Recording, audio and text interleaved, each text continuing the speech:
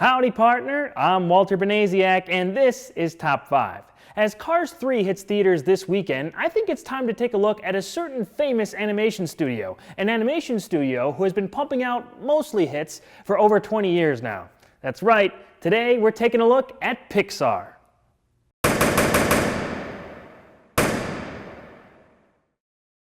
Starting with Toy Story in 1995, Pixar Animation Studios has been an undeniable seal of quality when it comes to animated features. Year after year, movie after movie, Pixar has received dozens of awards for excellence in their craft. Stretching the limits of what a viewer can get out of an animated film, most of their projects have the ability to be enjoyed by both children and adults. Their trademark humor, razor-sharp wit, and intelligent emotional stories up the game in the animation field from day one. Each film being a unique angle on a different issue and presented in a way that still feels fresh and exciting, Pixar's filmography is filled with many more hits than misses. But which movies represent the best of Pixar? It's a difficult question to answer, but we're going to do just that right now. These are the top 5 best Pixar movies. Number 5, Monsters, Inc. I have a soft spot for this one. An earlier Pixar feature, Monsters, Inc. has some great sequences and characters in it that are held together by its powerful emotional center. Monsters and best friends James P. Sullivan and Mike Wazowski work for Monsters, Inc., which supplies the monster world with screams from children that power their city, Monstropolis. When a human child sneaks into the monster world through an open closet, Mike and Sully are the first to find her. With the whole city looking for this little girl, named Boo by Sully, they get roped into a conspiracy that ends up being very dangerous for all involved. John Goodman's Sully and Billy Crystal's Mike are a great team in this. The bond they shared and the comedy that ensued worked really well. You and me and you, both of us together. Now put that thing back where it came from, or so help me! It's a musical. Yeah, put that thing back where it came from, or so help me. So help me, so help me, and cut. Their friendship isn't perfect though. I really like that they have to work through some issues together after Boo enters the picture. None of that matters now. None of it matters? Wait a second. None of it matters? Okay, no, good, great. So now the truth comes out, doesn't it? The concept of Monsters, Inc. is still very interesting to me. I love the idea of the monster world being parallel but separate to ours, and to them, it's just business as usual. Of course, Boo is adorable. Her relationship with Sully feels so genuine and bittersweet.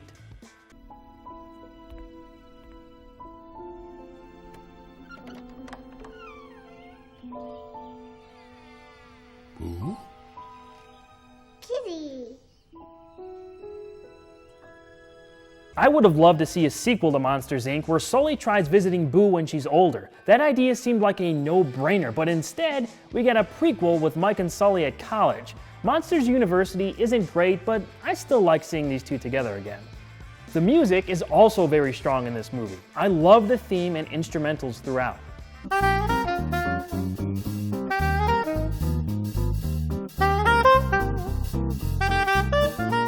Other than that, I just think Monsters, Inc. is really funny. It has moments I still laugh at as hard as when I saw it for the first time. That thing is a killing machine! The scare floor will be painted? You little one-eyed cretin. Okay, first of all, it's creepy. If you're gonna threaten me, do it properly. Maybe one day we'll get that sequel, but even without it, I think Monsters, Inc. is one of Pixar's best. Number 4, The Incredibles. An instant classic, The Incredibles isn't just a great animated movie, it's a great superhero movie. Mr. Incredible was on top of the world as a famous superhero who led a life of adventure and even married fellow hero Elastigirl. After all superpowered activities are banned by the government, they're forced to live dull, everyday lives. Now with 3 children and living a less than exciting life, Mr. Incredible is recruited to stop an out-of-control robot. However, everything is not as it seems. Eventually, Mr. Incredible's whole family gets involved in a battle with a dastardly old fan turned foe. Who doesn't love The Incredibles? Brad Bird wrote and directed this hit, and a lot of people adore this film. It's got a great mix of tone that finds the right balance between action, humor, and genuine family drama. and this will make you stronger? Yes. No! That's what this is? Some sort of workout? I can't lose you again! I can't. Not again. I'm not strong enough. It's just a slick film that is very rewatchable. From the start that features Mr. Incredible and Elastigirl in their prime crime-fighting days, to the whole Incredibles family teaming up, it works great on every level, including its spot-on sense of humor and timing. Where's my super suit? What? Where is my super suit? That was totally wicked! Maybe another team of superheroes should take a hint from this movie. Number 3, Up. If you saw my top 5 best Disney animated movie couples, you know how much I love Carl and Ellie's life story at the beginning of this film, but it's much more than that.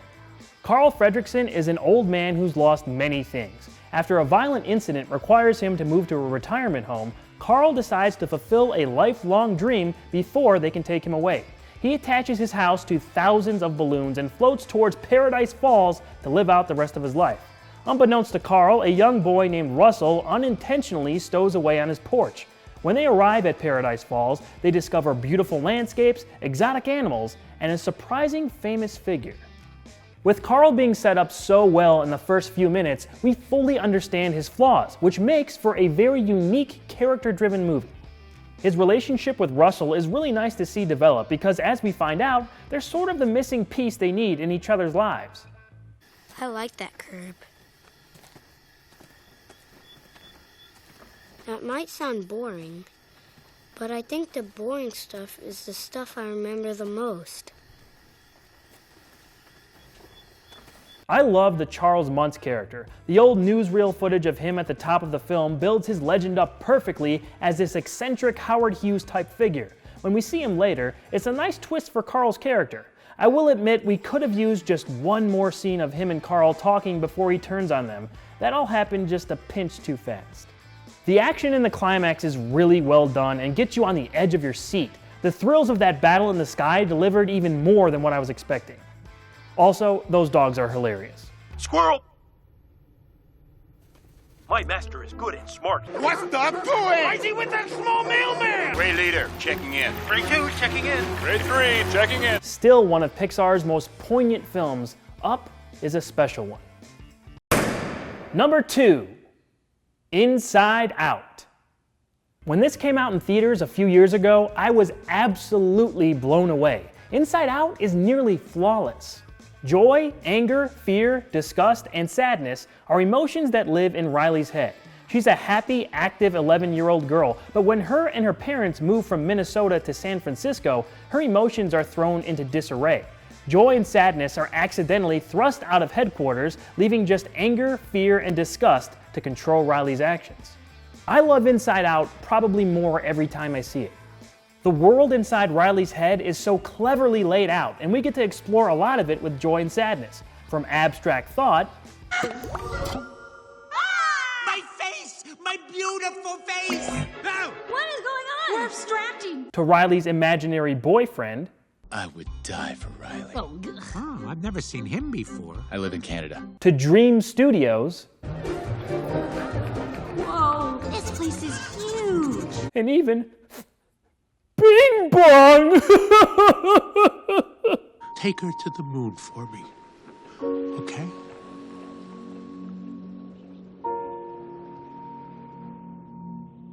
Bing Bong's sacrifice is so sad, but as this movie teaches us, sadness is important. It's that complexity that raises this film above most of Pixar's other work. I can't talk about this movie without mentioning Louis Black as Anger. Perfect casting. He was maybe my favorite character. Congratulations, San Francisco. You've ruined pizza. First the Hawaiians, and now you. When you add this film's great score on top of everything else, Inside Out is a titan among titans when talking about animated features. On to number... Will make you smile. Triple then gum. It lasts. Any of the following films could have easily made it into the top 5. Ordering this list was very difficult. It's Pixar. So, before we get to number 1, here are some honorable mentions.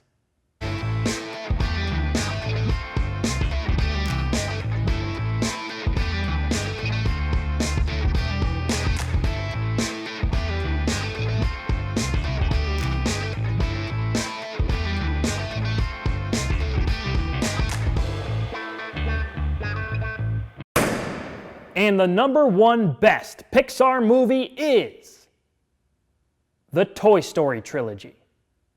Yes, this is a bit of a cheat. Yes, this is technically a top 7, but all 3 films are equally as good, and I wanted to highlight more than just 2 non-Toy Story movies. The Toy Story movies focus on Andy's living toys, Woody, Buzz Lightyear, and many more, as they help him grow up while trying not to be thrown out, lost, or replaced. The first film introduced Buzz Lightyear, the new cool toy, and Woody's insecurity about being replaced as Andy's favorite. In the second film, Woody finds out he's an old, rare toy based on a classic TV series. After being stolen by a toy shop owner looking to sell him for big bucks, the rest of Andy's toys try to find Woody and return him to Andy. Toy Story 3 takes place years later. Andy is a 17-year-old about to leave for college with Woody only. Not being played with in a very long time, the rest of his toys are accidentally thrown away, but end up at a daycare center that seems perfect at first, but is actually a house of horrors for new toys. Things get dangerous as they try to escape the evil clutches of the daycare's leader, Lotso Huggin' Bear. We'll take this movie by movie. You are a toy! You weren't the real Buzz Lightyear, you're an action figure! You are a child's plaything! You are a sad, strange little man. The original film was the first full-length computer animated feature which set so many trends and created the Pixar tone and humor.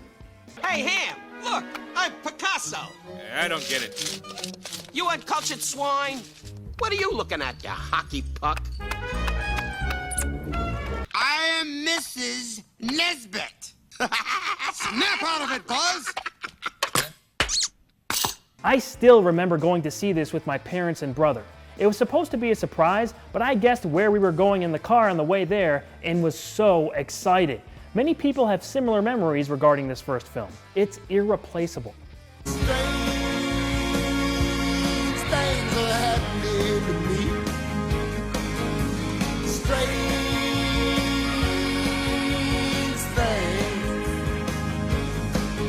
Toy Story 2 continued the saga with some great development for Woody and added classic new characters that fit in perfectly.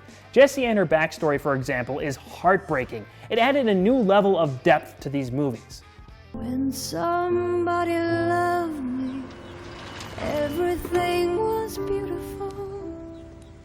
Every hour we spent together lives within my heart. We even see a very rare moment when Woody gives up on Andy. The other toys trying to convince him to come back with them is an awesome character scene. You are a toy! For how much longer? One more rip and Andy's done with me. And what do I do then, Buzz, huh? You tell me. Somewhere in that pat of stuffing is a toy who taught me that life's only worth living if you're being loved by a kid. It's very hard to decide, but this first sequel might be the strongest of the trilogy. Come on, it's time to play.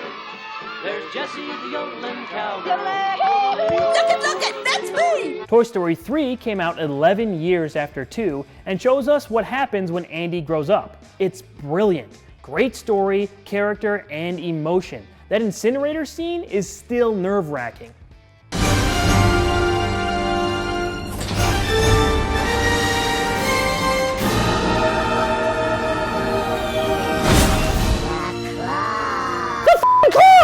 Andy's last playtime with Woody, Buzz, and the gang could very well be the best moment in any of the 3 films. But the thing that makes Woody special is he'll never give up on you. Ever. He'll be there for you, no matter what. With Toy Story 4 on its way, I'll be honest, we don't need it. Toy Story 3 wrapped things up perfectly. I'm actually kind of disappointed they're doing another one when this one ended things on an amazing note. We'll have to see what they come up with. You bet I'll be there on opening night. You got a friend in me. Oh, charming. You got a friend in me. Look how tall you're getting. When the road looks rough ahead and you're miles and miles from your nice warm bed. While Cars isn't Pixar's highest reviewed franchise, that doesn't change all the brilliance this studio has put out and continues to put out on a consistent basis. It's one of a kind in terms of creativity and quality. I'm looking forward to what the future of Pixar brings, and you should be too. I want to hear what you guys think. What is your favorite Pixar movie? Leave a comment and let me know. For more content, subscribe to my personal channel, youtube.com/awesomewalter, like my new Facebook page, facebook.com/awesomewalterb, and follow me on Twitter to take part in more polls about what may be covered in the future. Come back next week as we go to war. Beast War.